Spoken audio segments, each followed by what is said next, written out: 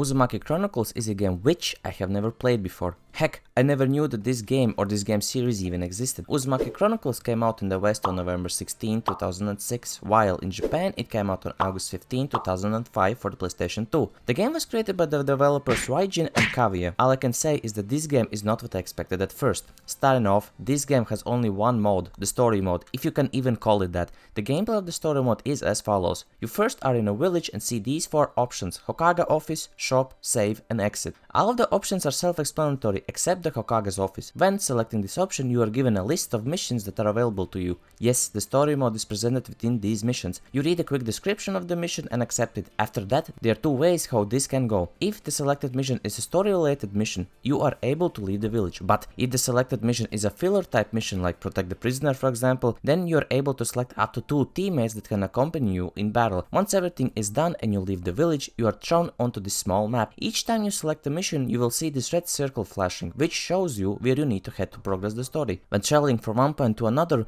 you will be sometimes jumped by bandits, which will initiate a battle section. The battle style itself is a 3D brawler, where Naruto is thrown in this small area and is surrounded by enemies. Naruto is able to use his light and heavy attacks, use 3 types of jutsus and throw shurikens. It is possible to combine the light attacks and heavy attacks to create a combo. As well, during these combos you are able to execute one of the 3 available jutsus to extend the combo. Naruto for example has Shadow Clone Jutsu, Sexy Jutsu and Power Strike. Power Strike? Isn't that a Rasengan? Yes, it is, but since the game came out in the West earlier than the anime had gone to that point, a lot of content was cut from the Japanese release in order not to spoil the story. This is one of the many changes. Of course, using these jutsus requires you to use chakra. Once you have no chakra, you are not able to execute a jutsu, or use a substitution jutsu by pressing the jump button as soon as you are hit. The thing is that in this game you cannot recharge chakra. No, you have to either collect these blue orbs that are falling from the enemies, or have to use an item to restore it. Yes, after defeating an enemy, you will receive blue orbs and multiple orange orbs. The orange orbs are called virtue, which are needed in order to upgrade Naruto and buy skill chips. Hold up.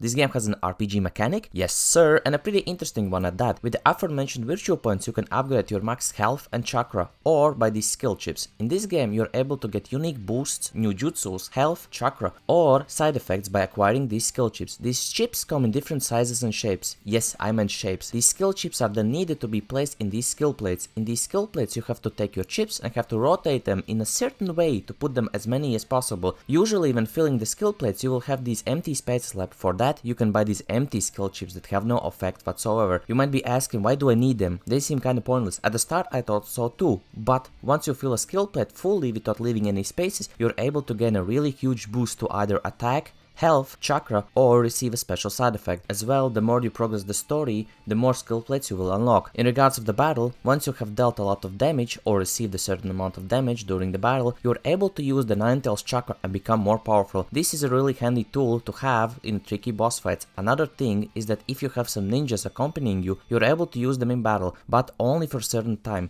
Your comrades can be used right up until they have no chakra. The chakra for your allies counts as a timer. When the timer hits 0, you change back to Naruto. If you execute a jutsu with that ally, you will deplete his chakra, reducing the usage time. You are able to mitigate this by getting the blue orbs or using some chakra items that regenerate chakra. Talking about chakra, there is a small Easter egg in the loading screen. Once you are in the loading screen, you can spin your analog sticks to make the Konoha logo spin. Once you have spun it fast enough, a blue orb will be dropped that will give you some amounts of chakra in the next scene. Once the battle is done, you are given a few seconds to gather as much virtue as possible before the screen turns black and you are transported back to the map. You again try to get to the designated spot to again be jumped by ninjas along the way. I can tell you that over time this mechanic gets really annoying pretty fast, especially in the later half of the game. After the mission, you either receive virtue points or a new skill/item, or if you fail a mission, you get nothing. Yes, it is possible to fail certain missions and it won't impact the story. Only thing is that you get no rewards after the mission. Once that is done, you are transported into the village where you have your health and chakra replenished, and you can do that all over again. Wait, for real? That's the whole game? Gameplay wise, yes. After each mission I would suggest saving the game, because if you lose a main story battle, you are brought back to the latest save. I had to experience this the hard way, 2 times.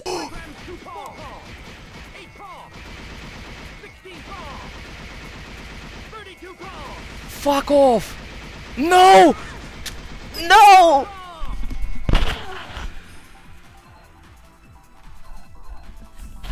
Holy wish! And as well, go to the shop section. The interesting thing about the shop is that instead of buying items like kunais, health and chakra replenishing items, you have to trade them. Yeah, no kidding. In order to get new items, you have to trade in some of your existing items. Aha, okay, the gameplay sounds a bit repetitive, but the story has to be good in this game, right?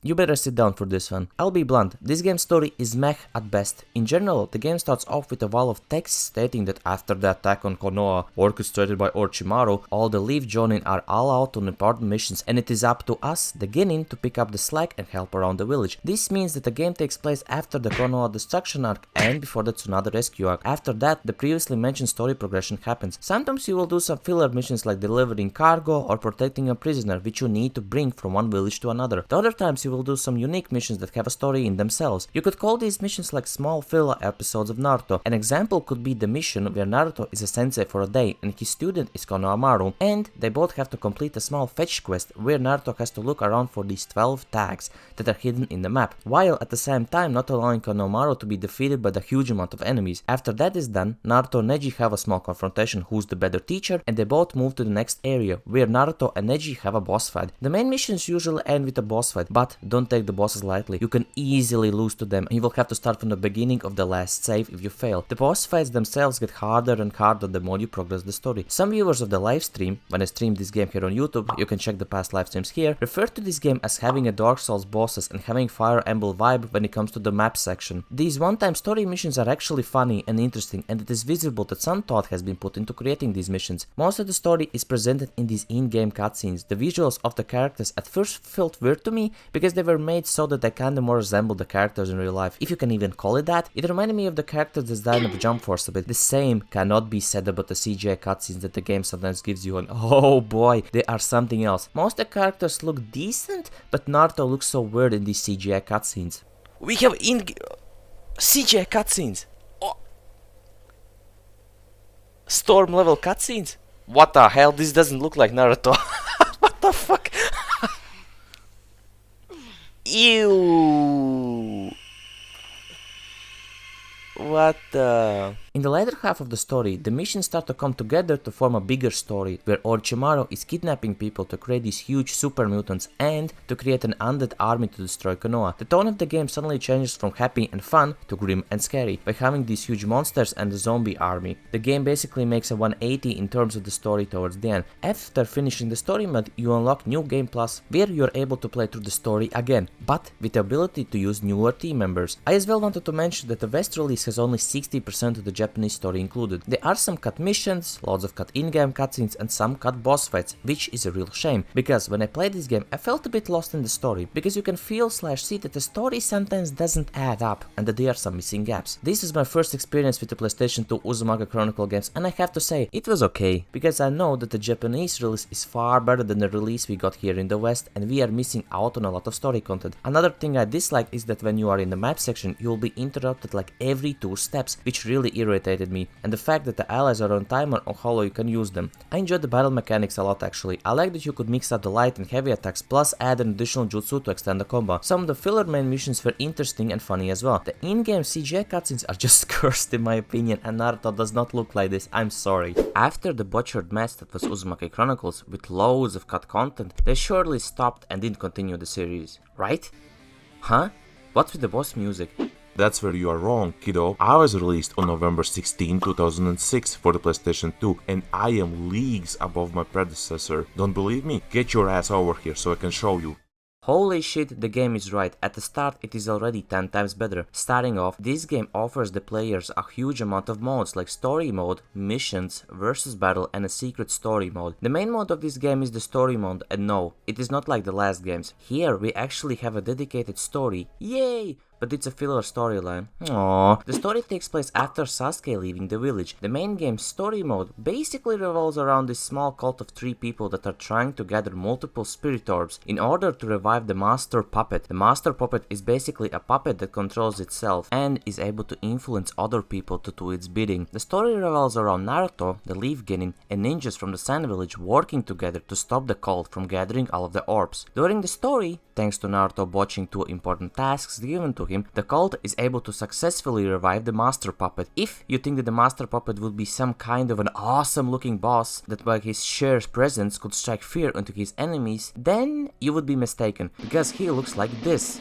I actually expected him to look something like this. Not like this. The story mode is split into 10 chapters, where each chapter could take you around 30 minutes to an hour to complete, plus minus. In this game, there are no more CGI cutscenes. I am not sure how to feel about this, since I enjoyed the last game's CGI cutscenes even though they look kinda wonky and bad. All the in-game story is presented with in-game cutscenes, where in this game we actually get the headshots of the person talking. The visuals in this game look way better than the previous game. The world and the characters actually look more colorful. The characters themselves look more cel-shaded. The story mode is not just a compilation of battles. This game introduced some new game sections like escaping from somewhere in a given time limit by going through a maze and some platforming sections. I will say that the platforming sections are dog shit in this game. The game was not meant for platforming, but there are some parts in the story where you have to jump from one small section to another. At one point in the story I was stuck for 5 minutes trying to pass a platforming section, because the characters in this game when you jump feel like they are made out of butter and the mid-air controls are horrendous. In addition to that, there are some small puzzles that we need to complete to continue the story. If you are stuck in said section, you are able to use Naruto Shadow Clone Jutsu, where the Shadow Clones will show you where to go or which object to interact with. If you like this type of content, please consider liking and subscribing. This will motivate me more to play all of the Naruto games out there. But anyhow, as well, in some missions there are some objects with which you are able to interact with and get some unique items to sell later. By playing through the story mode, you unlock new missions and unlock characters to be used in versus battle and mission section. The story flow of this game is similar to the previous one, where, depending on the story, we will travel from point A to point B using the same map system. And guess what? Once you travel to the map, you are again jumped by these bandits every 2 steps. I don't understand why they kept this mechanic in the sequel, but oh well. Once you get jumped, you are transitioned into the battle sequence. For this game, the developers have left the core fighting mechanics from the previous game and added some new features. The attacking, jumping and evading attacks are all the same, and we are again able to use up to 3 jutsus. Some of the things that have changed is that we no longer have an inventory system for our kunais. In this game, kunais can be picked up from defeated enemies, and if you pick up some ninja tools while you still have some available to you, instead of storing them, you just switch places with them, dropping your previous ninja tools. Another thing that has been removed is the jutsu charge mechanic. In the last game, you could charge up your jutsu to make the jutsu even stronger, but here, in this game, it has been removed. Okay, you can press and hold the jutsu to make it a tad bit different. For example, Naruto Shadow Clone Jutsu, where if you press the jutsu button, you get only 1 clone, while if you hold it for 1 second longer, you can make even more clones. In the previous game, we were able to have teammates that we could use in battles. The same thing applies here, the only difference being that there isn't a time limit on how long we can use them. Now we can use them as long as we want. The teammates and their jutsus are pretty busted. One example being Shikamaru's throwing explosive kunais. I was able to beat this boss by just spamming Shikamaru's jutsu. During the story, there are multiple boss battles, which get harder and harder the more you progress the story. The last boss fight with the master puppet was one of the hardest fights of them all. I almost lost to him 2 times because of some of his shenanigans. There are also some boss fights like these flying bee puppets that have a small gimmick to them. After defeating enemies, they again drop these blue and yellow orbs. The blue orbs are chakra orbs that can restore some chakra, and the yellow orbs are virtue orbs that are needed to upgrade the character you are currently using. The thing with this game is that you can upgrade all of the playable characters by collecting virtue points with them. The biggest minus to that is that the virtue points aren't distributed amongst all the characters. The points are only given to that character you are currently using. In this case, I spent the whole game playing and leveling only Naruto because I knew that for each mission the supporting characters would change and I would have wasted all of the gathered virtue points on them. With the virtue points, after each mission, we are able to upgrade the character's health, chakra, attack, defense, and so on. While battling, you as well are able to receive some Ryo from the defeated enemies that can be used in the shop section to buy healing items or skill chips. Yep, skill chips make a return, but this time I wouldn't call them chips, but more like skill items. In this game, each character has its own skill plate.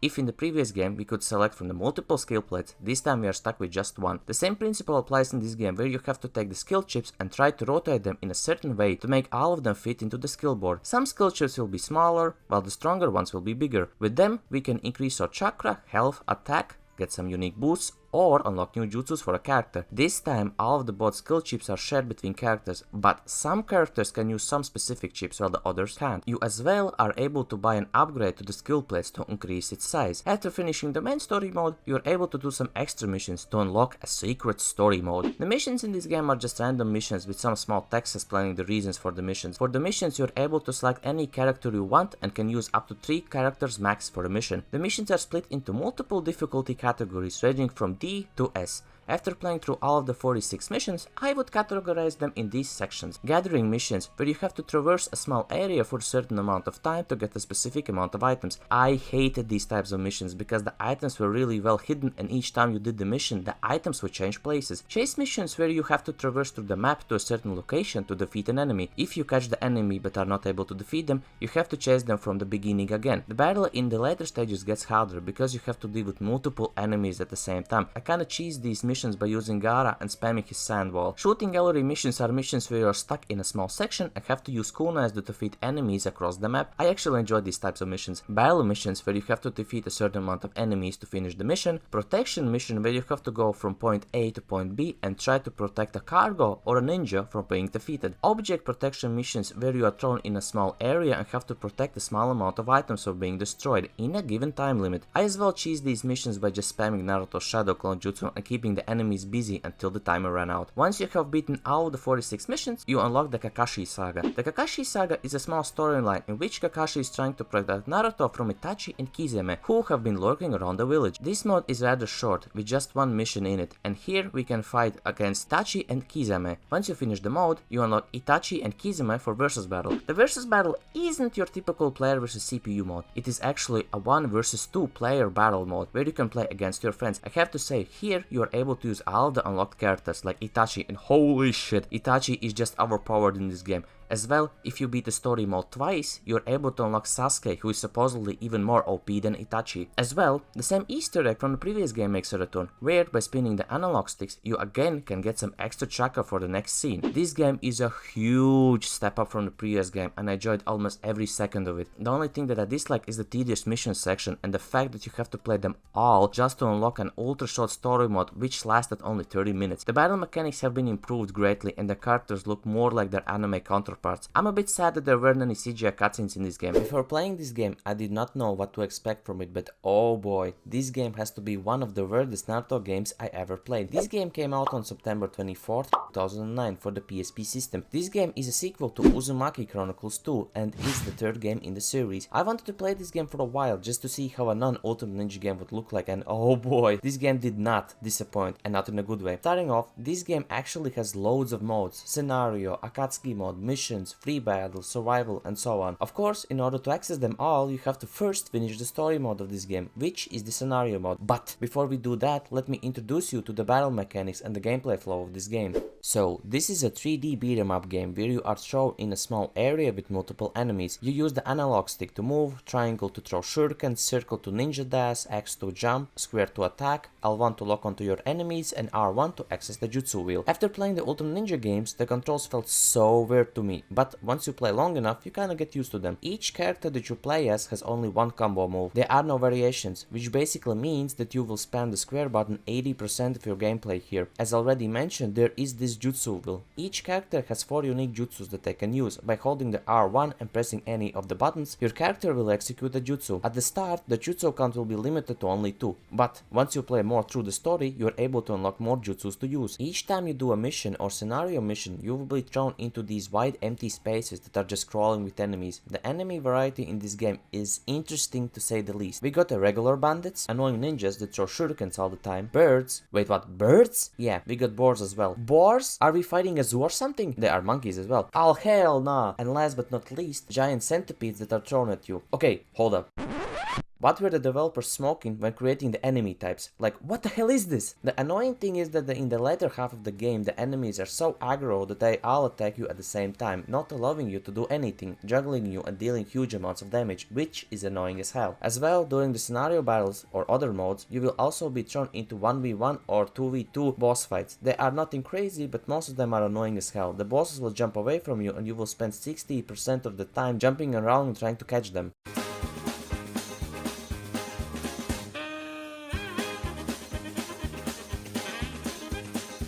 After defeating enemies, you are able to earn experience points. Yeah, this game has an RPG mechanic where by defeating enemies you earn experience points, which levels your character stats. The thing with that is that you level only the character you play as, and not the whole character pool, which will give you moments where one character is over leveled but the rest of the roster is under leveled. In addition to the stat mechanics, there is also an inventory system. Basically, after defeating enemies, they will sometimes drop items like kunais or health items. These items can be bought in the shop section in the main menu as well. Once you have an item, you are able to select the item in your inventory and move it to an active inventory, where by holding the triangle button, this small menu will appear, where on the right you have multiple types of kunais and on the left multiple health items, which you can use during the battle. I recommend you stock up on these when playing through the different modes. As well, in these crates you are able to find jutsu scrolls, which can be used to upgrade the jutsu by mixing multiple jutsus together. By mixing two jutsus, you are able to create a stronger jutsu that has increased stats. After completing missions, you are able to get some power-ups like attack scrolls, defensive scrolls, and so on, which can be added to your character. Continuing the RPG mechanic, each character can have a limited amount of these power-ups or jutsus equipped because there is a limit. The limit is called potential. Each jutsu or power-up which you want to add to your character costs potential. The lower your character's level, the lower the potential, which means you can power boost your character with doping it right off the start. Phew,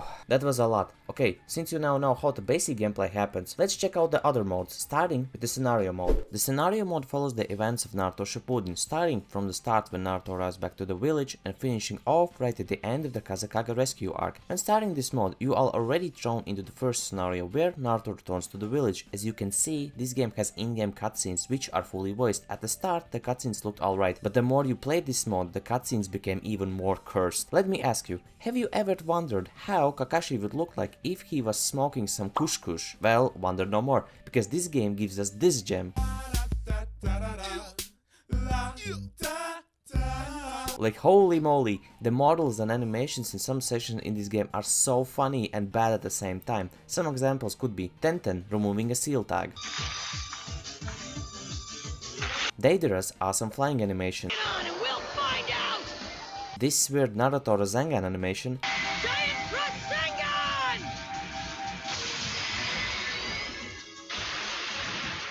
and my favorite, the paper-looking ninjas around everyone at the end of the story. There are a lot of examples like these, but over time you kinda get used to them that they become so bad that they are funny. The story mode follows the same principle. You see a cutscene, you run from one point of the map to the other point while trying to beat all of the enemies or just running past them. See another cutscene, then do a boss battle. That's it. If you like this type of content, be sure to like and subscribe. This will encourage me to play even more wacky Naruto games. Anyhow, in some instances the story mode shows some interesting details from the manga which I haven't seen in any other Naruto game. One example could be the way how Naruto and Sakura win the belt challenge. Usually it is represented only as a fight, but here you witness the real way how they both managed to get the belts from Kakashi, which I think is a nice attention to detail. I'm gonna let you. In the final plot of Makeout Tactics, it turns out the main character is actually... What? Oh no! Because of the Sharingan, I can still read his lips!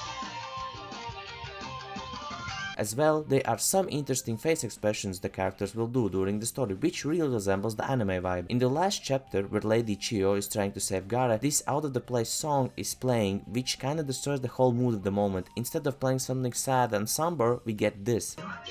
Only Lady Chiyo knows it. She's exchanging her life for his.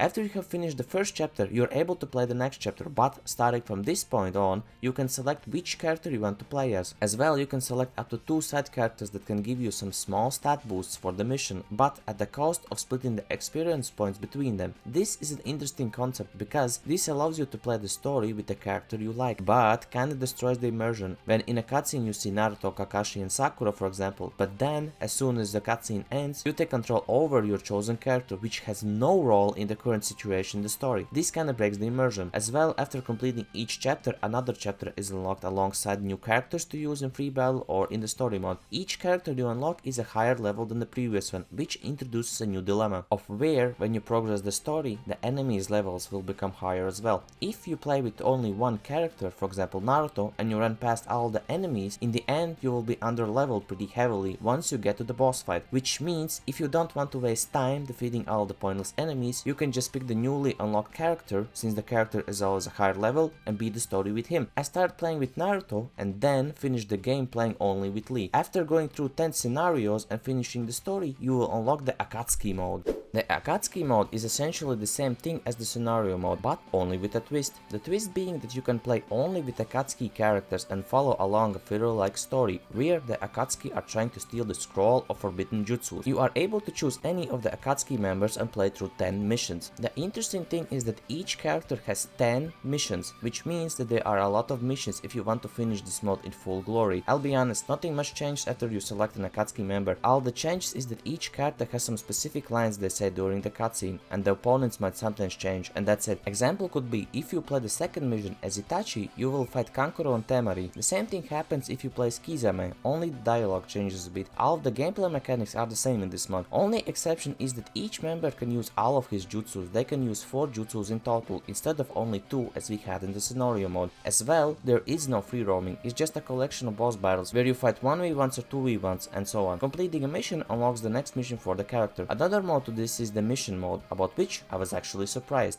Surprised about mission mode? How can that be? Sounds like a lame mode. I'll be honest, the first thing that came to my mind when I saw it was the same mission mode like we had in Ultimate Ninja 1, but thankfully it's not the case. These missions in this mode aren't any fetch quests or kill X amount of enemies, no. Each mission has a story behind it and is even supported by in-game cutscenes, which are fully voiced as well. Heck, the missions in this mode are actually funny. Let's take for example the mission Bring Me Sai. In the brief, we learn that Jiraiya has requested us to bring Sai back to him, because he was being mean to Jiraiya and verbally abusing him. Like, what? After we get the mission, we run around the forest looking for Sai, and once we find him, we beat Sai in a 1v1 battle. After the battle, Jiraiya appears, and the reason why he wanted Sai is revealed. Your pictures are impressive.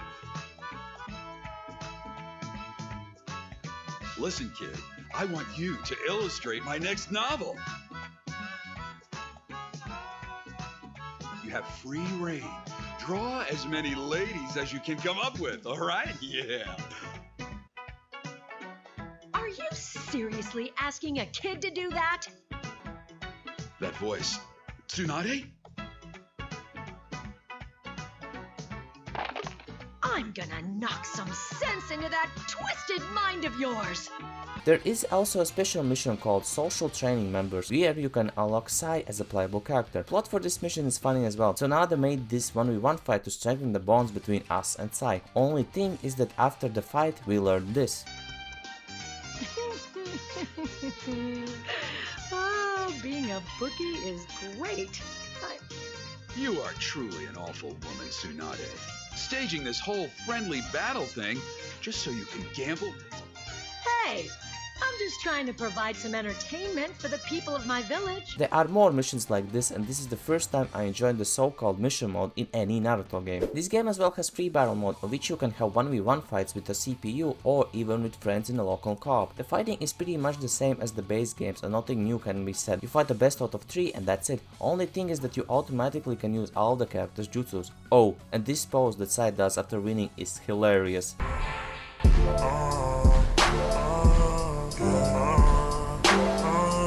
Survival mode is a mode in which we can select a character and then we fight through a gauntlet of multiple enemies in a row. Nothing much to say about this one as well. Each section has multiple fights and they get tougher and tougher each time. This game surprised me. After playing for 1 hour, I thought that this would be a really bad game and I would hate my time playing it, but in the end I actually liked it. The combat might feel repetitive, but I really like that you could switch things up with using jutsus mid-combo. Made me feel like a real ninja. The story mode is fine, even though being a little bit short. The visuals and the animations are really bad, but they become so bad that they become funny to me. This kinda gives the game a special charm to it. This game has a ton of modes and can keep you engaged for 20 plus hours. The mission mode is a fun mode, with all the wacky and funny missions you have to do. I enjoyed my time with this game.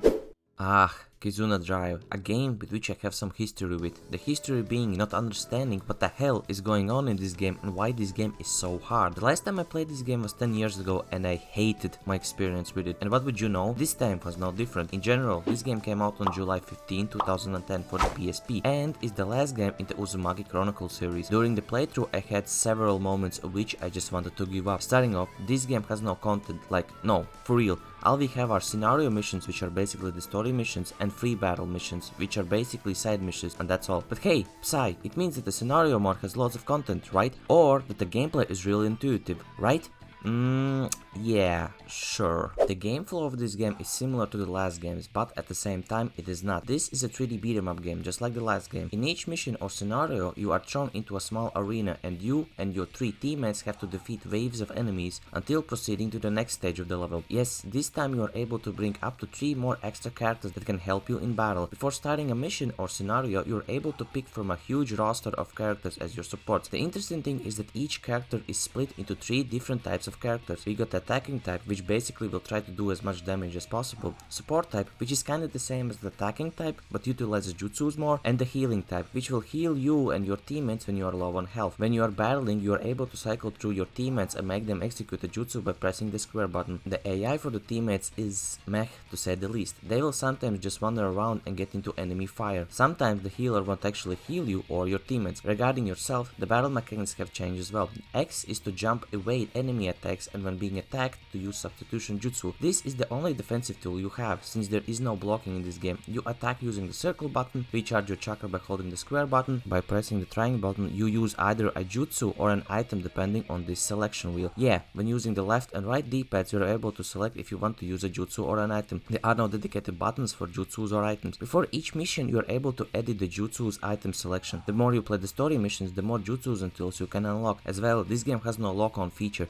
If you want to target the enemy, you have to use L1 and R1 to rotate the camera left or right and then attack the enemy. At first it was hard for me to get used to the rotating camera with these 2 buttons, but with time I got used to it so much that I didn't even notice it. By pressing the circle button, each character can execute only 1 combo string, just like in the last game. But if in some parts of the string you press the triangle button, the combo string will end with a new jutsu. So there is some variation to the attack. If I'm not mistaken, each character has 4 ways to end the combo string. The combat in itself is a bit repetitive. You attack using the same combo string, then in some instances you make your teammates attack the enemies, and that's it. With time, this combat becomes a snowfest for me, and I did automatically without paying any attention to it. The idea of the missions are as follows. You are dropped into an area and have to defeat waves of enemies. Once you do that, you are either moved to a new zone, or this yellow thingy is given for you to proceed with the story. Once you have moved to the multiple stages, usually there will be like a final boss of the level waiting for you. There are 3 types of bosses in this game. They are these generic ninja bosses that each has their own gimmick to them. For example, there is a boss which can use shadow clone jutsu, and you have to identify the real one to deal damage. Then we have the story character bosses, where each of these bosses have 2 stages, their human form and their fury form,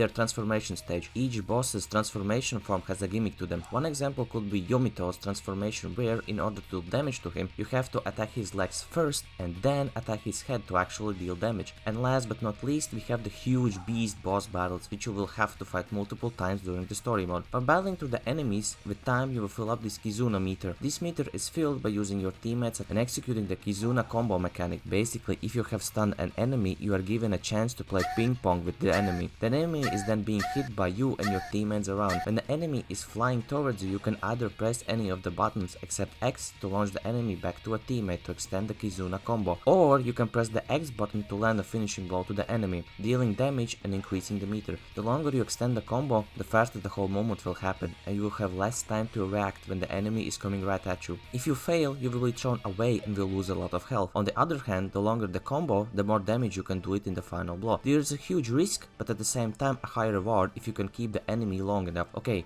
that's nice, but what actually does this Kizuna meter do? Well, there are 2 things. One is that when you or your teammates are down, you can use some portion of the Kizuna meter to revive your teammates. If the meter is too low, you can't do that. The second one is that when you finish a chapter and have a full meter plus all of your teammates are alive, you are able to receive an S rating on the mission. Once you receive an S rank, it means you're able to unlock more stat scrolls for you to use in each mission. Stat scrolls? What are those? Well, this game has a small RPG mechanic to it, where you are able to use these scrolls which you get by completing missions to boost up your character. There are multiple types of scrolls in this game. Some scrolls focus more on health, some on attack, and some scrolls help you by nullifying some debuffs that the enemies can give you. Not only that, but the scroll increases the base stats like health, chakra, attack, and so on. The higher the scroll's level and type, the more points you get into these categories. This is the way you can boost your character up for each mission, which is actually a curse in disguise. If you like this type of content, feel free to subscribe, this will give me more motivation to play other interesting Naruto games. But anyhow, there will be some points in the scenario mode of which you will fight tougher and tougher enemies, one of them being this fake One-Tails fight. I tried multiple times to defeat this boss, but I couldn't. I was just underleveled, which meant that I needed to go to the side mission section and complete some missions in order to get more powerful scrolls, in order to defeat Ninetales. Here lies the biggest problem in this game. If you play solo, it is mandatory for you to play the majority of the side missions whenever you are stuck in the story mode. If I'm not mistaken, this game was created with an idea of local co-op, where you would do these missions with your friends and boost yourselves faster. Doing it solo is a pain in the ass. If you play a side mission and fail almost right at the end, well, tough luck. Go do everything again. There are no checkpoints or anything in this game. I had 3 instances in which I had to resort to playing the side missions in order just to progress the main story. In these 3 instances, I wanted to give up so badly, but I forced myself on beating this game just for the sake of the story. The story is split into 17 chapters. This time, the story mode doesn't follow the events of the show, but rather tells a new filler-like story. The story in general starts right after the Hidan and Kakuzo arc, well, that's what I'm thinking at least, which is a bit strange, because in the last game we had gone only until the Kazagaga rescue arc, but here we skip a few arcs and get into a filler story? Huh? But before we start with the story mode, I wanted to mention that this game has a custom made anime intro which has all of the new characters animated, plus the song just slaps.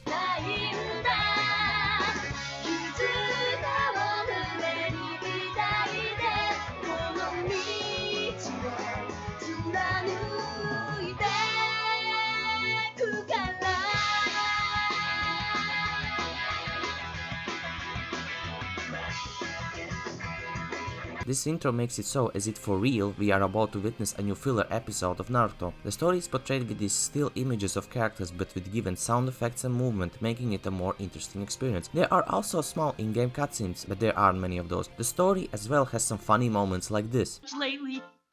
So, that's what people thought of me? Naruto!